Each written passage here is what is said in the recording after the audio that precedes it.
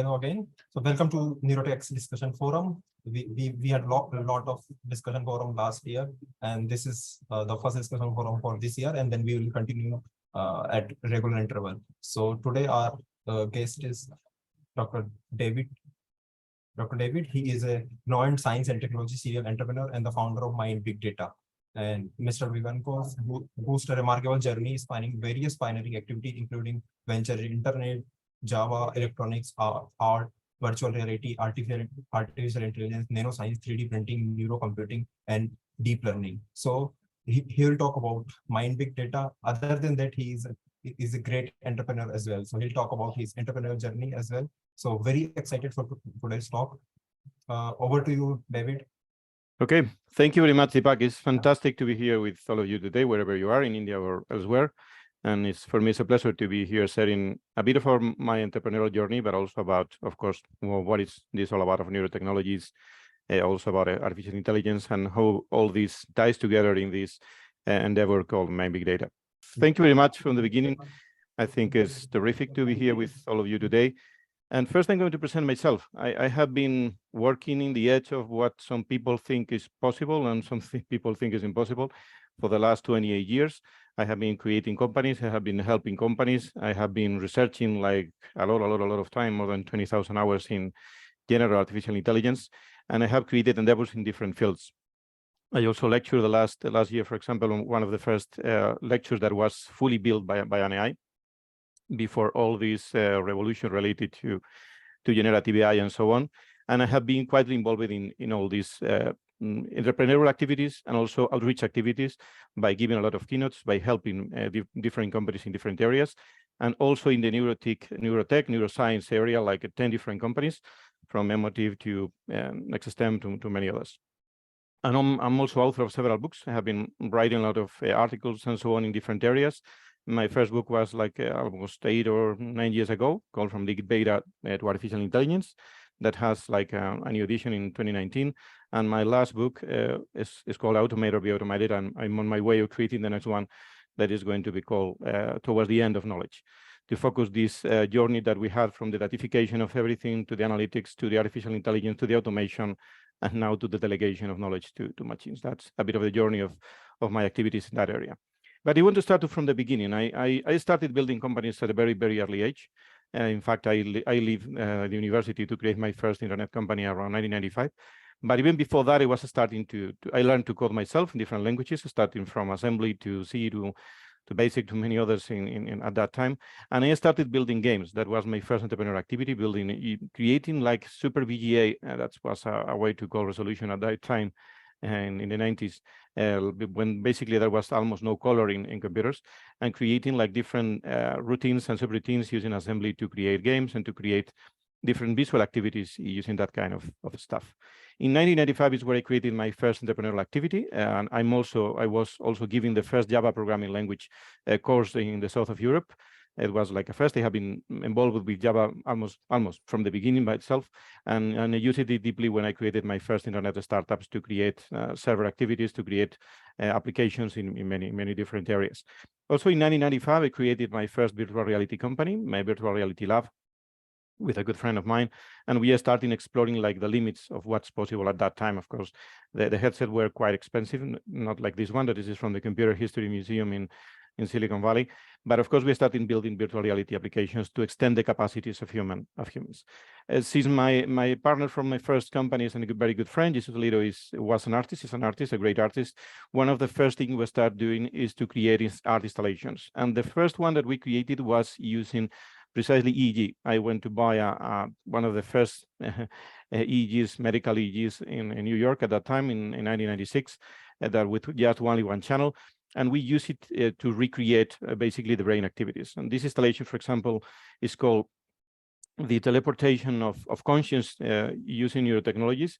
Basically, we create all the things that you see there, from the chair to all the activities. I created a software to interpret all these EEG recorded from one single channel, and that was converted in these visual activities to reflect your different frequencies of your brain waves. And at the end of this installation, this was installed in several locations in Italy and in several other locations in Europe. Then at the end, your brain waves and all these images that were created were sent to space through a relay in Canada, for example. And this is me and my good friend and partner at that time, Jesus Saliro, and that's at the first attempts in 1990s to also control, using some methods to control a virtual reality environment, just using thoughts. Of course, with the limits that we had at that time with algorithms, we don't have as much GPUs and computing power as we have right now. And we started in trying to do that like more than 20 years ago. At that time, I started creating different companies. One of them was R2000. Of course, you can always see from the logos from my first company, always a brain and a virtual reality headset, because we are very tight to trying to understand what happens with the brain. 2/3 of the brain are devoted to visual processing or pattern recognition. So why not, of course, getting very deeply involved in virtual reality at that time too. In the 2000, we created also another art company that we produce the different art installation, digital art installations of different kinds, also by using a lot of neurotechnologies and a lot of different kinds of edge technologies at that time. In 2004, I sold my previous companies because I wanted to travel to space, and I see that only just 500 people have flown to space.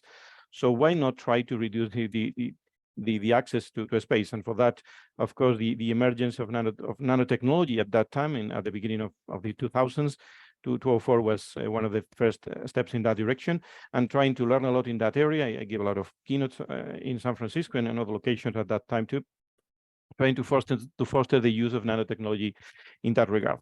And of course, my research about artificial intelligence also started that time, even earlier. In my first companies, we did a lot of things related to artificial intelligence. But in 2006, we also created this custom search, nanospatial custom search, that basically was like an early GPT. We basically have like different algorithms that we gather a lot of information from the internet, and we let you, when you start doing your queries to search through the internet, instead of just searching through Google or other means, you search using these augmented artificial intelligence applications. Of course, still we don't have these the deep learning algorithms that we had at the moment, and many other stuff, but was something like a first attempt, a first approach to start using artificial intelligence for good, and of course using NLP almost again 20 years ago.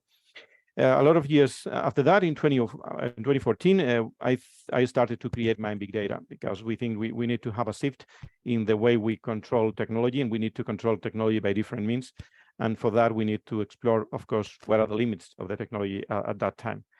It started in San Francisco because I was there at that time, and we are starting to see if basically the technology that we have at that time, the consumer technology started to appear. A few years early, we already have a few headsets, but it started to appear different kinds of devices. And we think that if we really want EEG, or if we really want to brain-computer interface to really reach mainstream, like 10 years ago, as you see, we need to really start to create data, because no data, there is no AI, no data, there is nothing else.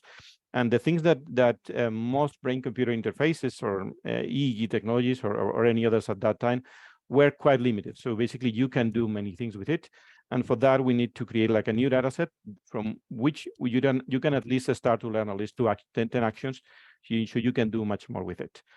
And basically, we were focused on different things. We will focus on applications. We will focus on of course, on trying to create hardware. We were focused on trying to create software, because at the end, it's a loop of everything. It's not just data. You need to see what could be the killer app for neurotechnologies, because if there is no killer app, there is never going to reach mass market. If there are only a few 100,000 or even 1 million of devices being sold, is not being to be enough to really be able to reach out the extreme potential that EEG technologies or brain-computer interface technology had. And of course, there is a mix of many things. There is a mix of building client-side applications. It's a mix of building these algorithms on the server side or on the cloud. And of course, their applications are in all the domains. Of course, healthcare is the one that comes to mind, because there are many people that really need these brain-computer interfaces to excel in their lives. But of course, there are many other things. In the consumer side, you can use it for whatever thing that you can imagine, from gaming to many other stuff. Some of the early conferences that were related to neurogaming, by the way. And there are many other things that, of course, can be done if you really leverage what neurotechnologies can do. And at MindBigData, that was the essence from the beginning. Try to create all that kind of activities. Also, when we start thinking the way we do human computer interaction or human machine interaction from the early 50s of the last century, of course, we always have a limitation, because the limitation is inherent by our senses. We are fully tied, and our sense of reality, our consciousness, is truly related to the things that we sense through our senses, and the thing that we can act with our hand, with our voice, and with anything else. And from the beginning, we start typing computers. This is one of the first computer keyboards that I had. And of course, we start also touching computers when we start getting these PDAs and these computer screens that are tactile. And then we start talking to computers. Now, thanks to AI, but at the beginning, when you need to stay a lot of time trying to train a machine learning algorithm to understand your voice too. But at the end, you need to go to think, because we can write by hand, for example, between 5 to 20 words using just our hand and a pencil. We can maybe type 100 or 50 or 100 words a minute, or even more if you are a bit trained. We can talk maybe also another 100 or 200 words per minute if you speak fast. But of course, you can think much faster. So I think it is the time, and this is really the logo of our MindBigData. You need to stop typing, you need to stop touching, you need to stop talking to computers, you need to stop thinking. And we need the neurotechnologists and the neuroscientists to start building the technology so you can really interact and connect to these devices using just your thoughts. I have been writing many articles that you have the QRs. You can have the presentation at the end too if you want to explore. And at MindBigData, we have shared some of these articles that I have been building. Also in 2014, I think was one of the seminal years for neurotechnologies, because at the beginning of this World Cup in Brazil, the fantastic Miguel Nicolelli's team, they were really able to make these people that is on a wheelchair using this exoskeleton to really kick off not only the neurotechnologies with these 32 channels headset that he had and all these algorithms to do that, but also kickstart also this new revolution of neurotechnologies. And that's why the beginning of MindBigData around that year, because that year was really the beginning of all this. Of course, it all comes from much earlier. If you try to explore the history of our human endeavor, our human tries to be able to understand how we are built, you need to go even earlier. This is for example, like one of the first books where they started to explore what is inside a brain. This is from Egypt. This is also one of the first papers regarding to surgery in general, not also neuro, but many kinds of surgery. So understanding what we have all inside our brains is something that has been deep rooted in the minds of humans since the early beginning. Of course, Leonardo da Vinci was a fantastic human being with a lot of activities in many areas. He can also draw like quite well. And of course, he was able to create that kind of paintings, of drawings using these neurotechnology devices. So trying to explore that kind of little knowledge that they had at the moment. They don't know if these veins are really the connections or what is really connected. Of course, there is blood coming and going out through the brain. That's fundamental for its function. But of course, they don't have the resolution enough to be able to dig deeper.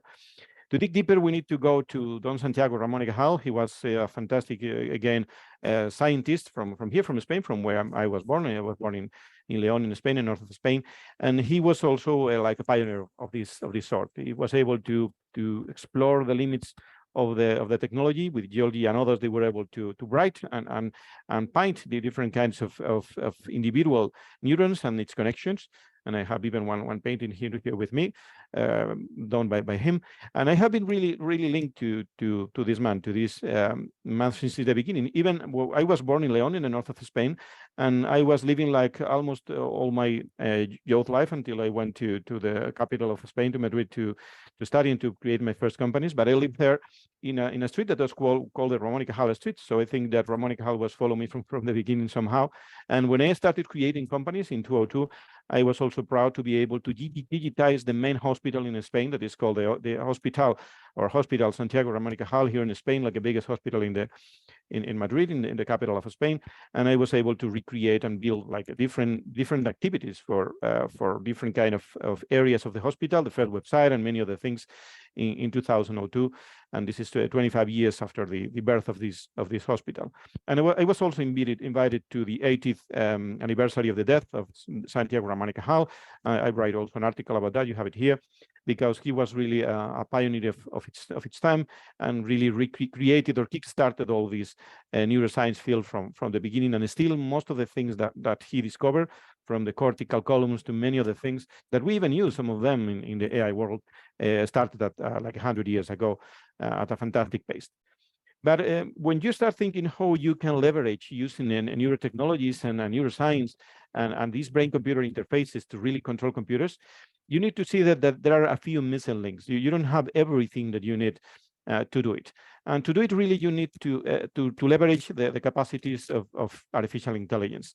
And since the beginning of the previous decade, in the beginning of the 2012, 2013, deep learning started really to kick off. And without deep learning, without going beyond the classic machine learning algorithms, I think neurotechnologies will never succeed in really recreating that kind of 10 activities or many other activities.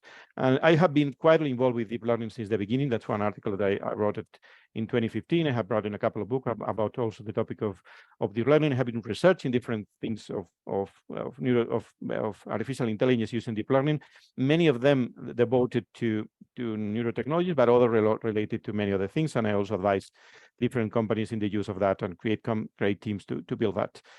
But when you go back to the signal that we had when we use EEG, and EEG maybe is not the best thing that we had, but it has been here for a long time. And of course, it has some quite deep limitations. If you see most of the things that have been done using these brain signals that we all have and we all be able to capture with these off-the-shelf consumer devices, you can do good mostly two things. One is getting a grasp if you are relaxed and getting a grasp if you are focused. And that's why, for example, when I help at some companies with the deficit attention disorder, it's very easy to see if a child is being distracted, because you can see very easy that even with a standard algorithm, you don't need to go deep learning for that. And that's what's really one of the limitations of EEG, because it was only really good to be able to use with these two things. So you need to use deep learning, you need to use AI to really leverage that. And to leverage that, you also need to have data. No data, no AI, and no data, of course, no neurotechnologies. And for that, since I wanted to at least be able to control machines using 10 different commands, at least at the beginning, maybe we will go deeper quite soon. But of course, at the beginning, having these 10 actions was also a fundamental way to do it.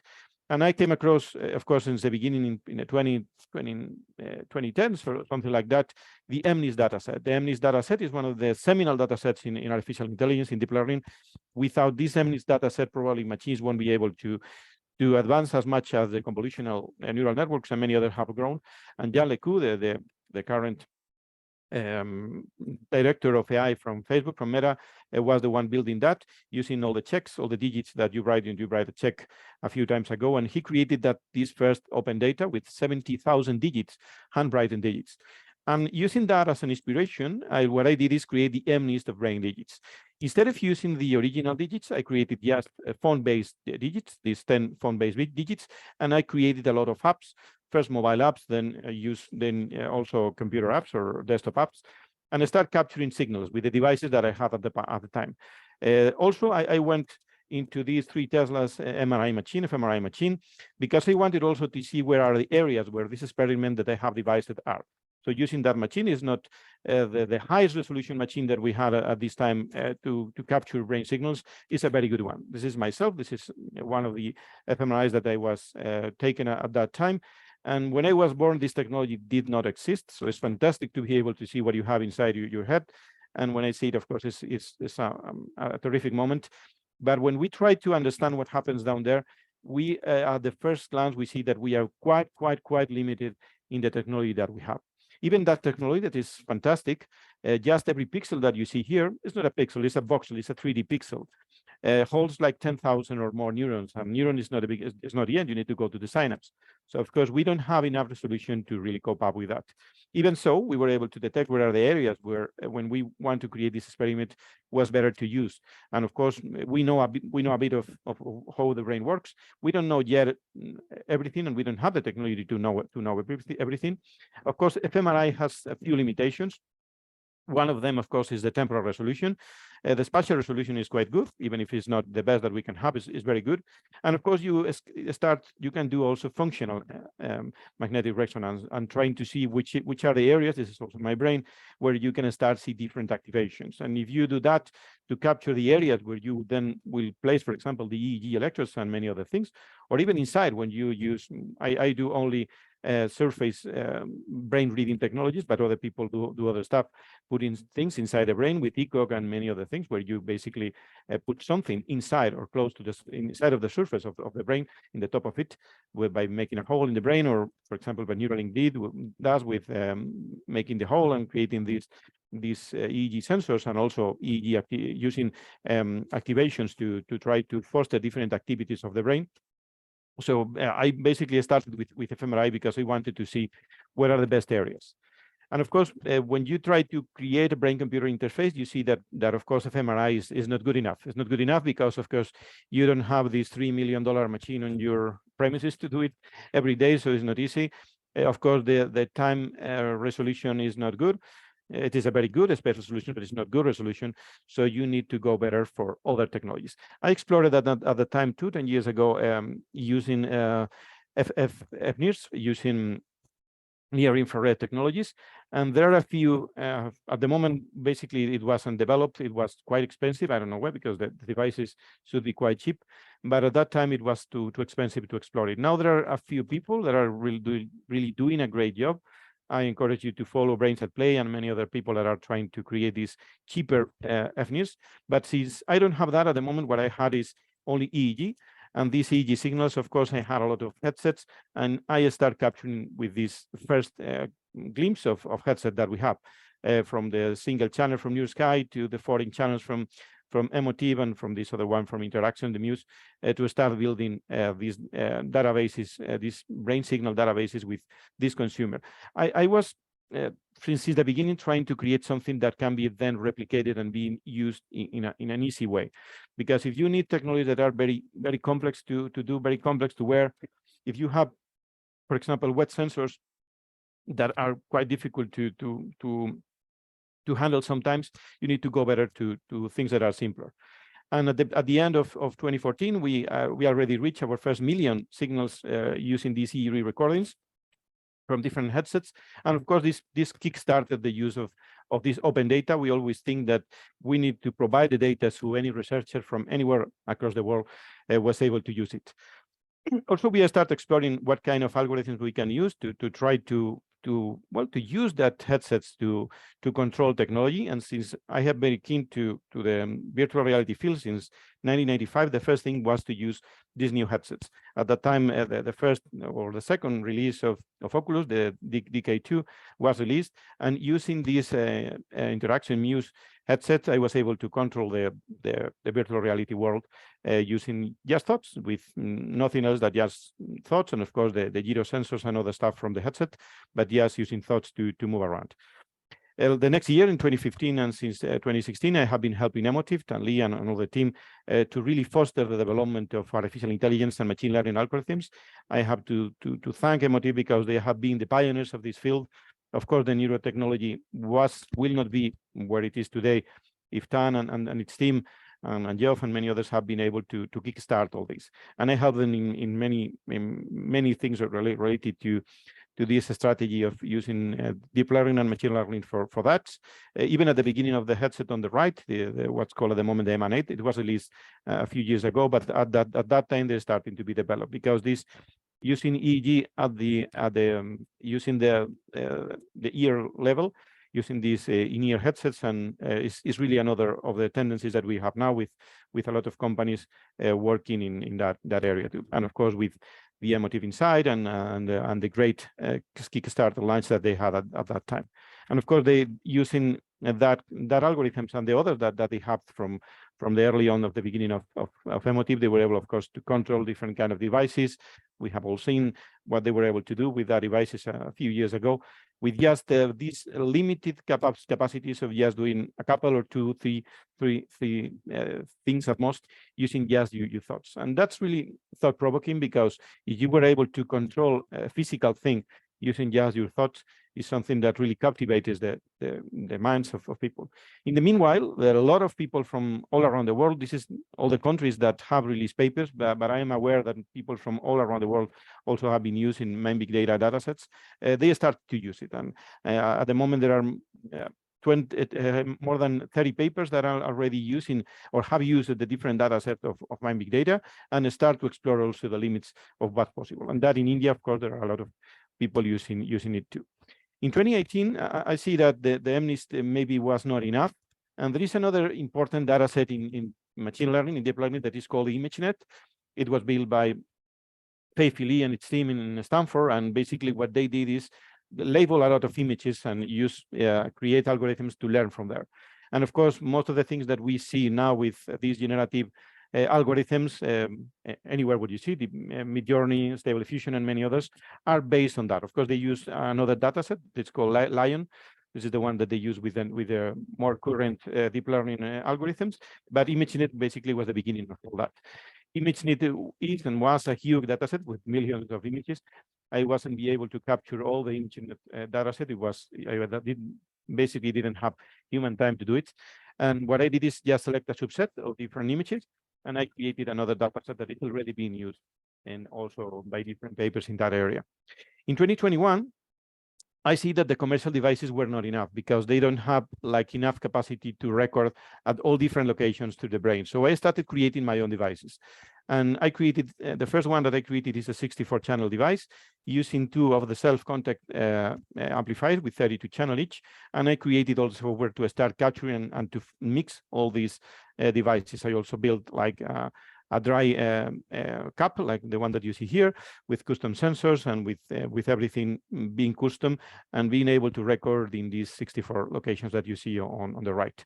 And also in 2021, I started helping a great Indian neurotechnology startup that has a lot of potential, NextStem, and helping them also being able to go the next step. This is the first head that they released. They are now building a new one. You have there the QR if you want to learn more about their activities.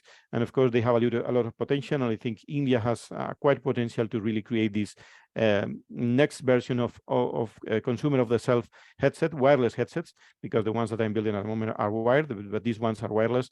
And they really have a lot of potential to really build these new neurotechnologies and all the software that goes also behind it. In 2022, I also start to create a new third data set. We get first the MNIST of brain digits, the ImageNet of brain digits, and now in 2022, the visual MNIST of brain digits. Because the first big data that I created, I was using just font-based digits from 0 to 9, but always the same ones, and only using a font-based digit. But I see that why not starting to also try to decode the pixels. And for that, what I did is create all the 70,000 digits that Jan LeCoux and its team created, and start capturing with many devices. With Muse 2 was one of the ones that I used, and with this 64-channel device, and start recording also digits with this capacity.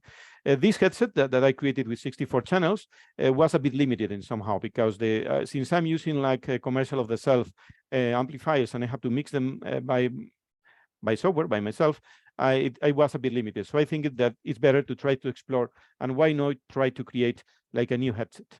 And that's what I did. To explore all the previous data set until 2023, I created also this paper that is released in Archive, and all the data set are released at Hugging Face. And you have here the paper. It's a long paper exploring all the journey to create all these data sets, and also the data itself. It's at Hugging Face, besides some of them that is already on the MindBigData website. So in 2022, I decided why not try to create a new headset, and why not to create a headset with 128 channels. The problem with 128 channels, as you can figure out, is that there is a lot of things to create it. And the first thing is that the commercial devices are quite expensive, are beyond expensive. So my thought was, if I was able to create a headset like so, but trying to reduce the cost by 10x or even more. And that's what I did. I started exploring the different possibilities, the different amplifiers that can be used, and how can I be able to really record in real time 128 channels. And I wanted to cover most of the brain surface.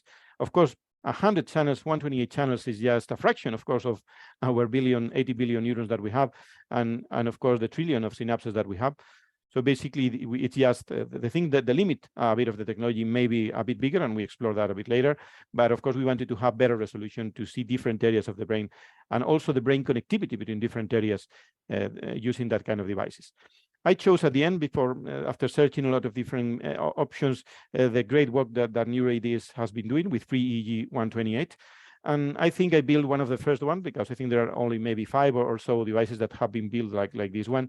and I created the PCB, created all the things that so that this can work, all the connections, all the hundreds of cables that went in and out of the device.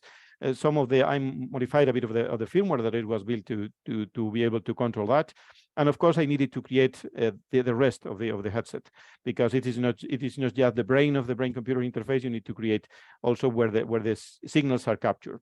And when you think that, of course, I needed to do it wired, because I don't want to make the complexity of building it wireless. I wanted to do it fast, and I did it mostly in 6 months. I built from the beginning to the end all the headset, and I wanted to do it fast, and I wanted to do it in a reliable manner. And I started to explore different options to first to have like these dry sensors, because I don't want to be able to place like 128 pieces of gel to create a wet one. Of course, the way to capture will be a bit better, because you will have less impedance and many other things. But I wanted to be something that I can use myself, and I can start recording like very quick. So I wanted to go directly to dry sensors. There are a lot of explorations in dry sensors for a lot of time. I choose one of them that you have there, like different sizes also for different areas of the brain surface. And also I also created my own cables, because when I start exploring how to have 128 cables coming from the head to the amplifier, you really see that normal cables don't fit, because basically the weight was too big, and it wasn't able to really carry the signal in enough quality, and of course the weight wasn't wearable enough. So I needed to create my own cables, and I designed them, and I asked a company to build for them these cables that are really small, so really you can have a lot of them connected to the brain, to the amplifier.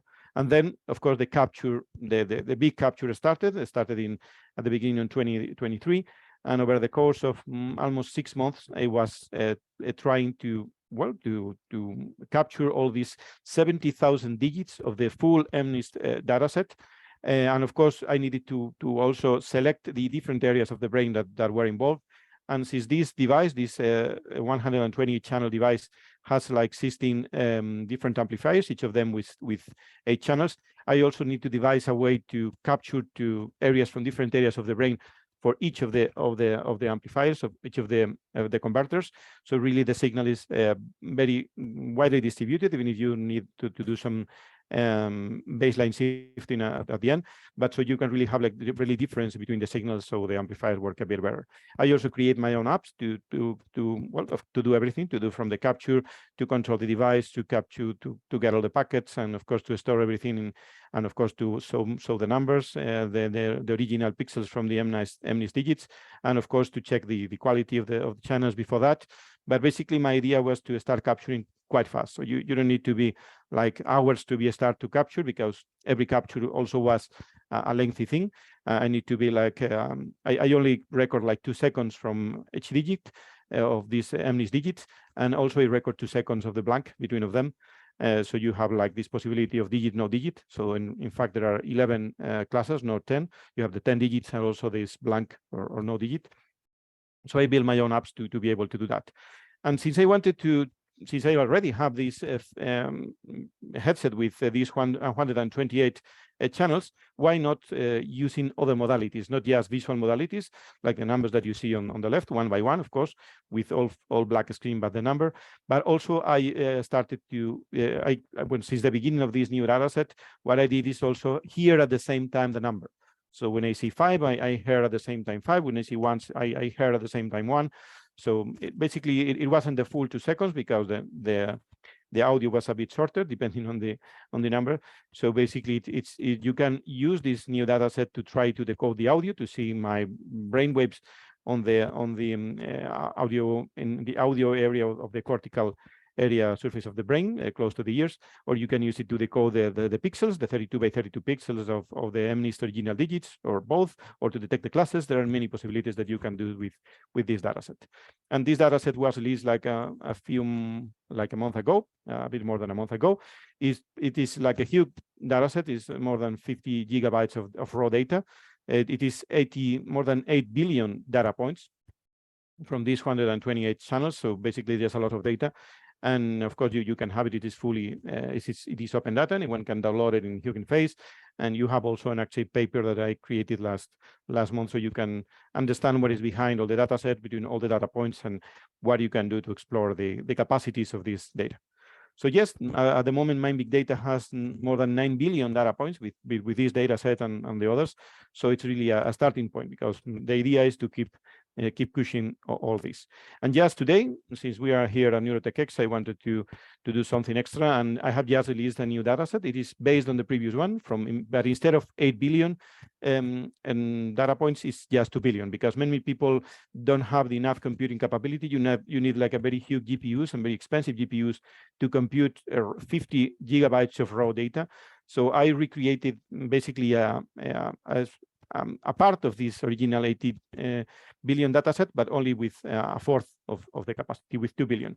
And what I did for that is discard all these blank 2 seconds of blank signals. So basically here you don't have 140,000 EEG segments by, of course, 128 channels, but you have half of it, just the 70,000 original lemnis digits. And instead of having 2 seconds recorded at 250 hertz, I only leave the first 256 samples of each of the channels and for each of the signals for the digits only. So I keep a bit more than 1 second, 256, in case you want to do some frequency exploration. It's better to have these numbers instead of 250. And it's already released. It's on Hugging Face. It has been released today, and you're very welcome to use it, because maybe the capacities that you need to explore this data set are a bit smaller. So it's very easy to use for many more people. And of course, there are many people that are already exploring the limits of MindBigData datasets. This is not from the 2023 dataset. It is from the 2015 dataset. It's the MNIST, and some people are already getting like very good results using this dataset. This is a few of the papers of the last papers. This one, for example, achieved like 98% accuracy of decoding these digits using emotive epoch, or the same, more or less the same with Insight 2. And this other paper from this year too, the same thing more or less in mu signals, and a bit less in the epoch signals. But it's interesting that with these consumer of the self devices, some people are starting to explore the limits of these deep learning algorithms and try to decode the brain using that. So if it is just a big question open, what will do people with this big, huge data set that is much bigger than the original one? And I hope to see like a lot of applications, a lot of understanding of these brain connectivities when people start using this big one. And already people, we already have hundreds of downloads. Several institutions across the world are starting to use this MNIST 8B 2023 dataset. And I hope we will see a lot of that in the coming years. And meanwhile, many other companies are doing great things. If you have been to the great GTech summer school that they do, the Austrian company, fantastic Austrian company that build also great devices, they are starting to explore how to link EEG with, of course, many other artificial intelligence applications. And here, for example, they use it by sending all these alpha, beta, etc. Signals to this ChatGPT, so it can get some sort of understanding of what's happening. And of course, there are a lot of papers that have been exploring these, like these ones, to try to recreate the images. The thing is that this one and the next one is using fMRI. So I like to have that, but using the MindBigData dataset to use it instead of fMRI, because that is not something that we'll have an fMRI to do. And the same happen also with language. There are people that are starting to use fMRI to capture people thinking on different phrases, and using different generative algorithms to try to decode that using fMRI. And there are many people that are exploring like different ways to use deep learning for EEG, and there are EEG WebNet is one of them. The EEG-ANet, for example, is another, using like this encoder-decoder. I think variation autoencoders will need to do a lot in this area of brain decoding using deep learning for EEG. And these, of course, the transformers that are behind a lot of the activities behind ChatGPT and many others will have a lot of exploration to use in deep learning. So the first aim of opening this huge data set, MindBigData 2023, is really to let the people explore the capacities, the limitations, of existing algorithms to create new algorithms to really use it. And I hope to use these algorithms and others to be used with dataset with very talented teams of researchers all across the world, of course in India too. And I hope you can get like very good accuracies of the coding using that signals. Since I always am thinking in what's next,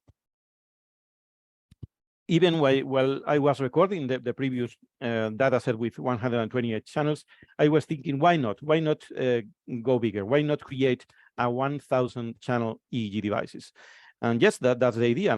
These are the sensors that I have created with the help, of course, of NeuroTechx also, that also worked in that device. And I created basically all these computer components. So basically you have like this almost 4,000 pins connected to your brain. So you have basically like very, very small sensors. Each of these set of sensors has like 18. You will be using probably 16 instead of 18 from all these. And also started to create also the logic behind this. This is one of the first approaches to use like these very small. They are like 2.5 centimeters by each side. And basically having all the logic inside.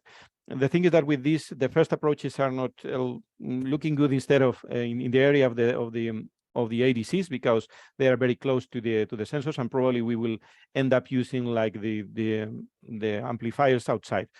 Probably maybe using 8 128 amplifiers, or building a new one with 256 and having a few of them. But looks like the signal from the left that you have here, the signal from the small sensors, of course dry sensors too, not wet sensors, are looking good. Of course, there are many open questions, and I hope this year I can have enough capacity to start building this new device. Time will tell.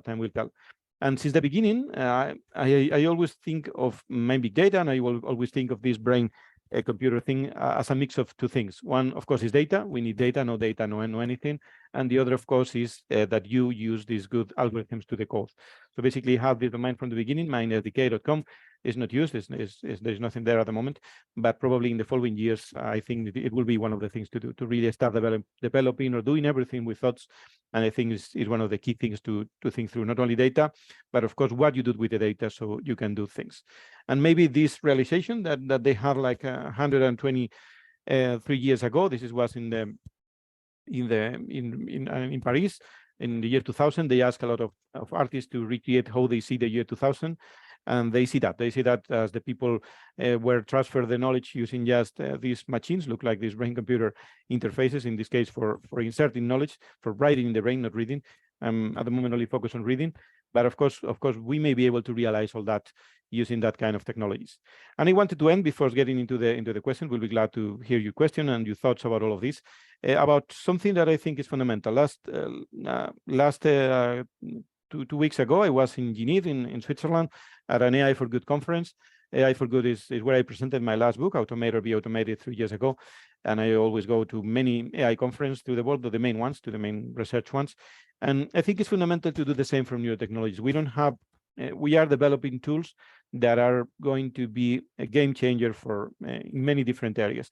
And I think one of the areas that the Neuro Rights Foundation from Rafael Yuste and many others that are promoting that is something that we all that develop neurotechnologies need to have in mind. We need to have these 5 principles and many others maybe. So when you build that kind of technology, you always keep that in mind, that you need to try to give equal access to this improved brain capacity to anyone. You need to preserve this personal identity, so this sense of self. You need to be able to recreate this free will, so you don't influence or modify what people think or what people want to do. You need to keep that privacy. If someone wants to share all the data like I did with my billions of signal of data points, let them do it. But if not, of course, you need to have this mental privacy. And if you need to protect all these algorithms that you create from biases, because if not, if these data sets are not good enough, or they are biased by somehow, or these algorithms, we are going to end in a bad place. So that's it from me. I'm really glad to be here today. I'm very glad also to hear your questions, your thoughts. By the way, that the video is on. This is, for example, the 16 channel. You can see it's quite small. So the logic here, for example, you can have it here. This is with the device with all the things. This is the one 120 channels. The device you can see here is with all these sensors and so on. Yes, that's a bit of the devices. All right. It seems very interesting. I mean, David, you have worked from like creating the device, like you thought like we need data. So for data, you created the device and then you created apps, then you created like sensors, everything, right? So phenomenal journey in last 30 years, I believe, right? So yeah, it's an exploration journey from many years. Of course, you need to work in the shoulders of giants without the help of many open communities, of course, from the NeuroTechx, from the Brains at Play, from the Neuro EDS and many others. It wasn't possible because they are really fostering this open EEG hardware, not open EEG software also.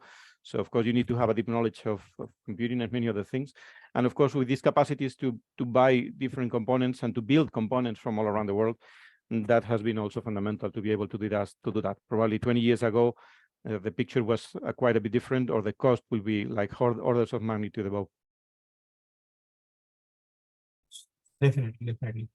And I think in the chat box, people have started like ask a question when you were giving talk. So 2 questions were already there, 3 questions, and now you can check the chat box. And like I work on deep learning, right? So the major problem we face is data, right? Deep learning is data hungry, and deep learning has revolutionized 2-3 fields, right? Like speech processing, image processing, text processing. Now comes to the brain signal. So it has low data availability problem. I think this data sets and the data sets you saw, MNIST and ImageNet of brain, I think these data set addresses that problem. And if I'm correct, right, MNIST, ImageNet, these data set has revolutionized the whole deep learning field, right? MNIST with the CNN and then whole advanced architecture with this ImageNet data set, right? So I hope there will be an era before this data set, before I totally agree. MindBigData, after MindBigData and BCI. Yeah, I totally agree. I'm at the same time trying to create algorithms that need less data, because we have a lot of problems at the moment. If you use, for example, ChatGPT, there are not enough brains of AIs to let everybody use ChatGPT-4, for example. We don't have enough. There are still more brains of humans than brains of machines. So, and because they're very data hungry. And if you want to use, for example, the full MindBigData, the 8 billion data points is 50 gigabytes. You need like a lot of huge GPUs, very expensive GPUs to try to understand it whole, unless you batch it or do other things. So yes, I think you need to have data, you need to have the computing power to explore it. And my thing is, yeah, why not setting all that? Why not letting the people to explore? Because I am still waiting for this killer app for neurotechnologies. I want to the price to be reduced, to the devices to be seamless, to devices to be wearable anywhere you are in any space. So I think there are a lot of activities. There is a lot of room for many startups. If you want to build a startup in that area, there is a lot of room for it. There are a lot of opportunities. I think the market is going to be increasing. And once this mix of neurotechnologies and deep learning and AI mix quite well, it's going to explode basically. So Divanka asked, like, is there any data about highest accuracy achieved with deep learning in these EEG MNIST datasets? Yeah, the highest accuracy was in these 2 papers. One of the things that I have been doing since the beginning of the MindBigData dataset is try to have a radar of all the papers through the world that are using it. And these last 2 obtain like a very, very good accuracy, like 98% or above 90% in the coding of these digits, using this off the shelf with this poor recording mechanism, because at the end, we need to think that the EEG signal is quite weak. And regardless of the headset that you have, and regardless of the device, of course, with dry sensors will be a bit better, but dry sensors is another game. There are some, of course, data sets using dry sensors in medical settings and so on, but you won't be able to record as much as these ones. So yes, the accuracies are jumping, and I hope to see maybe some things take a bit of time, so maybe since we have just released like a month and a bit more this data set, maybe we'll need to give a little more time. But since this I feel this is quite fast at the moment, maybe by the end of the year or the beginning of next one, we will have a good accuracy also with this new other data set too. Can convolutional neural network be trained to recognize useful pattern in EEG snapshot? If so, what channels have worked best paper demonstrating till now? Yeah, of course, convolutional neural networks can be used in trying to understand EEG signals, because at the end you can see the signals as of course, if you can use simple the simple wave. This is not probably not the best way, or maybe I don't know, because it is everything to explore yet. But what most people do is get the spectrogram using, instead of getting the raw amplitudes of the signal, you just get the frequencies, the different, you divide the frequencies, you of course remove the DC noise if you have it, and many other pre-processing stuff. And you recreate the instead of just working directly with the EEG wave, you work with this image. And since it's an image, it's easy to work with convolutional networks. You could use even convolutional networks with different channels, for example, like if they were like different channels of an image, but you can use, instead of the three channels from RGB, for example, for an image, you can use it for different channels. And you can explore beyond that. It's not only using the standard FFTs, but you can use, for example, other kind of wavelets, and other stuff. I explore some of these in the papers that they have written, and you can read more about them, because there are many other wavelet approaches that are being used. There are the number of papers that are being released on EEG and using brain-computer interfaces is also booming. So you can expect to see many others, and it's also good to try to understand them. Some of them are with code, so you can go to the code and try to replicate with your own data, with other data sets. What is my educational background? Well, education is something that you don't get one time. Education is a lifelong thing. It's an eternal thing. So yeah, I started to study like something like a computer degree, but at the end of the first year, I was already the director of the IT department of the university. So I left the university to create my first startup. I have never stopped learning. I don't do one thing only, and I give proficient in this field because I have been always exploring these limits. And something that I don't know, I try to learn how to do it. And with this mindset of the explorer, this mindset of the learner, continuous learner, I think is the way to go. It's not something that you study one thing, because this is changing so fast. So you need to be always learning. That's the tip. My name is Kevin. I'm talking now from London. So yeah, my question is in regard to what do you think? What are your thoughts about the technology? Where is it going?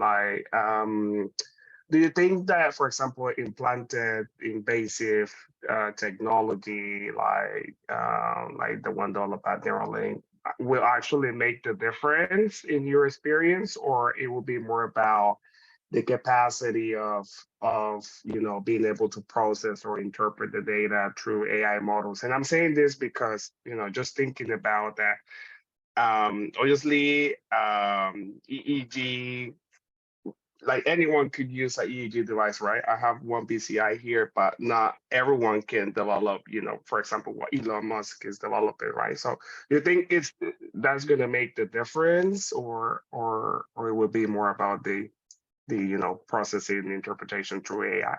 Yeah, really good question, because there are many kinds of technologies that we can use to read the brain activities. And if you use invasive ones, the thing is that a few people are going to be able to do it. So I started to see, when I traveled to San Francisco and other locations, you started to see some people using implantables instead of wearables, but it's quite limited. And of course, it hasn't reached yet the brain area. Of course, with Neuralink and many other startups that are trying to do that, this can be one thing. The thing is, if people are willing to do that. So in the short term, I don't see that they are going to be really going mass market. Health is going to be, again, one of the first thing where it's going to be a game changer. Already, if you use, instead of EEG, you use ECOG, you use the signals from the surface of the brain instead of the outside of the skull, you start really very, very, very good signals. You can also get like high frequencies that are being lost if you use EEG on the surface. So of course, these technologies will be much better in terms of signal resolution.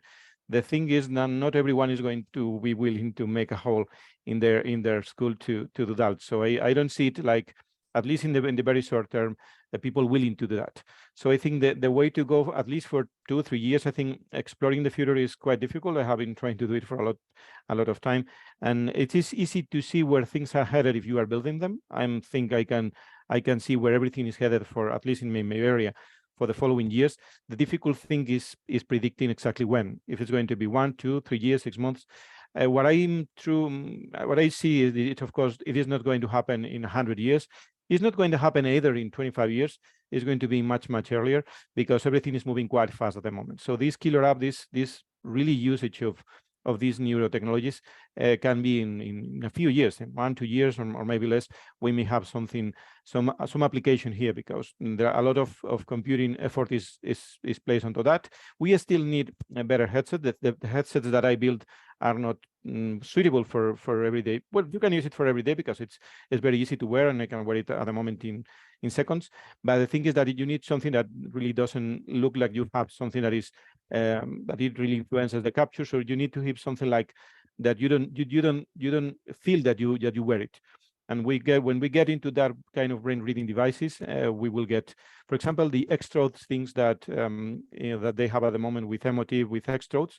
That's maybe a good way to go, because they are very seamless, they are very small, and if they have like very good signal quality and they don't be as much expensive as they are at the moment, they are very expensive. If they cost like €100, $100 or $10, it would really be the game changers in terms of the device that you need to wear.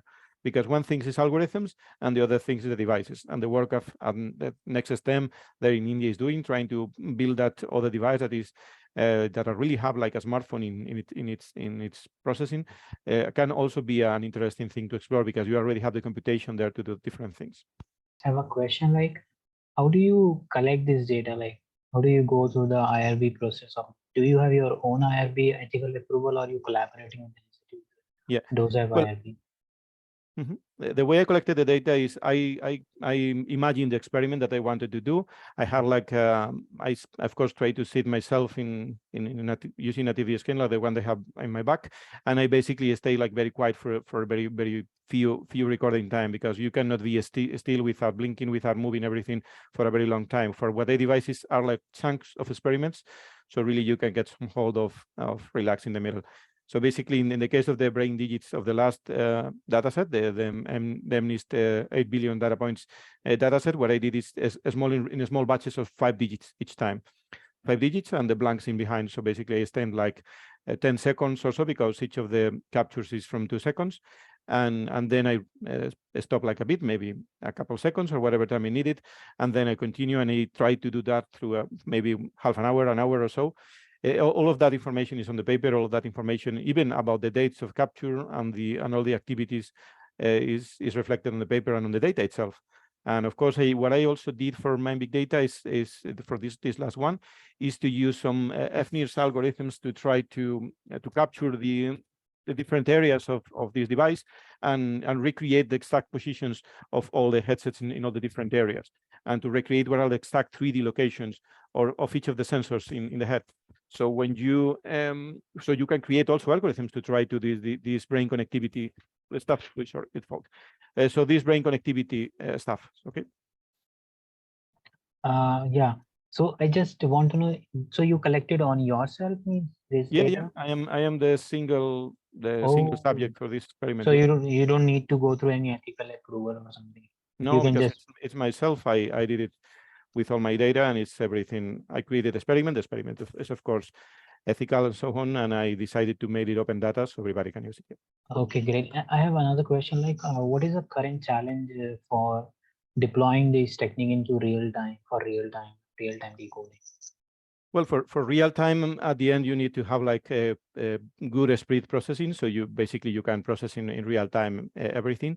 And for that, now the computers, the computers, if you do the processing outside, are fast enough to do it. So I really, the next step probably is trying to see if using faster brain capture really works, and you don't get like a degraded signal. Even if you need to do down sampling, for example, if you instead of record at 250 Hz, you record at 4,000 Hz, and then try to down sample so you get more information in that time, or trying to use different ADCs. So there is a lot of things to try in the future. Like you have collected on one single subject. In EEG, there is a significant problem of cross subject. Like if you train on some subject and test on a different subject, and there's a challenge of this. How do you think? How do we can overcome these problems? Yeah, that's a very good question. At the end, the idea behind all these MindBigData is that it can be at the end explored to really not be only of one person, but of many persons so we can have this diverse data from different persons. Even so, I think that of course, we are different. Our neurons probably are mostly the same areas do the same thing, but we are quite different. And of course, maybe since we have like this different brain from different times, from different areas, even of the same brain, we can start to use to extrapolate. And I see some things probably will be very, very individualized of myself, but I think many others will be easily extrapolable to many other ones. So yes, I think it's a good question. We need to make it make more people record that kind of signals. Okay, Ore? Thanks for sharing the talk. I was curious if you've tried exploring like changes in your brain data over time. So like the EEG that you're recording, doing things like rest and state experiments or other tasks and seeing how that changes, or if there's anything that you've gleaned from that. Yeah, of course, since in the last data, this last big data, we already have like 8 billion data points. We already have like half of the signals are on resting state. So you have like 70,000 digits and 70,000 blank states. So you really can use that because there are spaces in the moment, in the meantime. And I'm also trying to explore others related to music. So recording signals by listening music, or even while creating some kind of music, and even in resting state. But they haven't released these data sets yet, and they are on the making. All right, thank you. You're welcome, Maria. Could you share your experience with replicability and reproducibility challenges? Given the amount, and another question is, given the amount of large imaging data available, apart from hardware roadblock, what other roadblock are present or will come up? Okay, the first roadblock with EEG is noise. So noise is always the enemy of EEG. It is true that I think there is more to be known that is known from the EEG. So even from surface EEG, I think that we will see some advances in the following years that really will surprise everybody, because using the traditional machine learning techniques, it wasn't enough. If you just do PCA, for example, you don't reach like enough representability of what's happening there. When for some people is noise, some people see signal in there. So I think there is a lot of things to see and to explore. So it's really a beautiful way ahead to try to explore what's going on.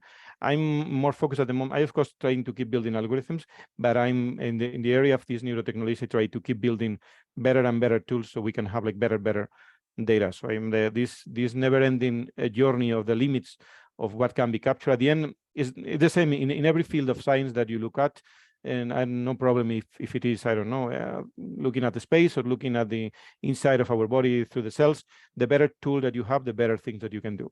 If Galileo, for example, will have like a telescope with 100 or 1,000 amplifications, will be better than using also NeuroTechx, the telescope that he uses. So the same happens with that. You need to keep increasing the technology so you can get like better, and at the same time start using the data that you have, so the wheel never stops. So I think it's fundamental to keep. So these are one of the roadblocks. The other one is the availability of this technology, so you can start using it, because at the end EEG is limited somehow. Maybe I don't know. Maybe other technologies will rise. Maybe ultrasound. Maybe this near infrared and others do like a game changer in the future. So we still need better technologies.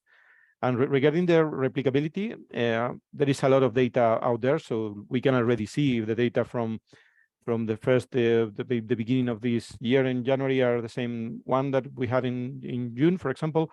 So there are some things that you can already start to explore with the data that we already have.